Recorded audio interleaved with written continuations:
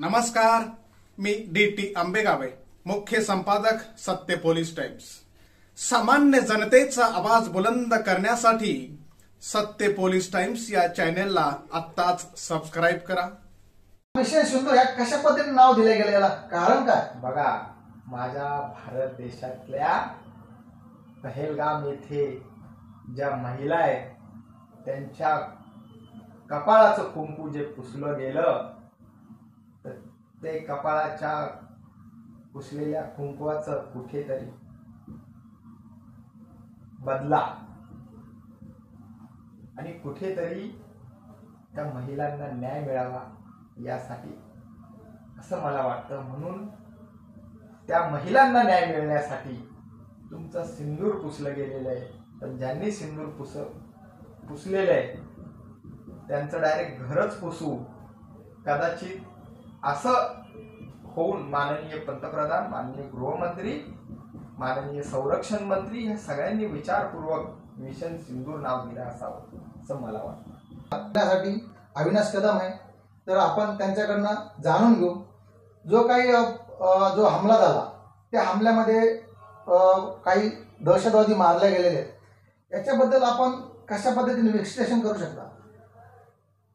मागील महिन्यामध्ये काश्मीर या ठिकाणी पहलगामला अनेक निष्पाप लोक मारले गेले, आपले भारतीय लोक होते आणि ह्या भारतीय लोकांना आपल्या स्थानिक जनतेला मारण्यात आलं। कुठेतरी ही सलसल आमच्या भारतीयांच्या मनात होती। पहलगाम मध्ये जो हल्ला करण्यात आला हे जात विचारून करण्यात आला, धर्म विचारून करण्यात आला। हे काय चाललंय? कोणत्या दिशेला चाललंय पाकिस्तान? आणि असं काय भारताने तुमचं वाईट केलंय की तुम्ही उठसूट भारताकडे कूच करणार आणि आमच्या निष्पाप लोकांचा बळी घेणार? कशासाठी? का आज तुम्ही आमच्या विरोधी पक्षाचे नेते बोलतात किंवा राजकारणी लोक बोलतात की दहशतवाद्याला जात नसते, धर्म नसते, आणि जो मागील महिन्यामध्ये जो हल्ला झाला याच्यामध्ये जात विचारून किंवा धर्म विचारून जो त्यांना गोळी मारण्यात आली, याचं विश्लेषण कसं करणार? ह्याचं विश्लेषण असं आहे की बघा, आपल्या भारत देशामध्ये सध्या अंतर्गत चाललेला हिंदू मुस्लिम वाद आणि त्या वादामध्ये ठिणगी टाकायची कशी, तर हे केलेलं पाकिस्तानने कृत्य, हे मी माझं वैयक्तिक विश्लेषण तुमच्या चॅनलला सांगतो की यांचा जर वाद चाललाय तर मग इकडचे जे भारत देशातले स्थानिक मुसलमान आहेत, हे मुस्लिम समाजाचे, हे भारताशी एकनिष्ठ आहेत, परंतु हिंदू आणि मुस्लिम या भांडणामध्ये कुठेतरी वादाची ठिणगी पडावी यासाठी तो तिकडे धर्म विचारण्यात आला। आपसमध्ये लढाई करण्यासाठी यांनी हा स्ट्राईक हल्ला केला असेल मी माझं वैयक्तिक मत असंच आहे। अजूक असतील आणि हे पुन्हा बाहेर येऊन हल्ला करू शकतील, याच्यासाठी कशा पद्धतीने नियोजन केलं पाहिजे? बघा, नियोजन तर आता एक ती सीमा हैदर पाकिस्तानी मुलगी, तिने आपल्या भारतातल्या मुलासोबत लग्न केलं।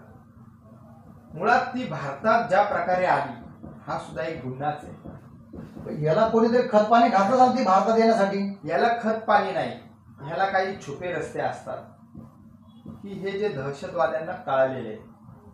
22 एप्रिलला हल्ला झाला, त्याच्यानंतर हिंदू मुस्लिम आपल्या भारत देशामधले सगळे एकत्र झाले आणि खांद्याला खांदा मिळून दहशतवाद्यासाठी लढण्यासाठी तयार झाले, आणि याची कुठेतरी धास्ती पाकिस्तानने घेतली असावी।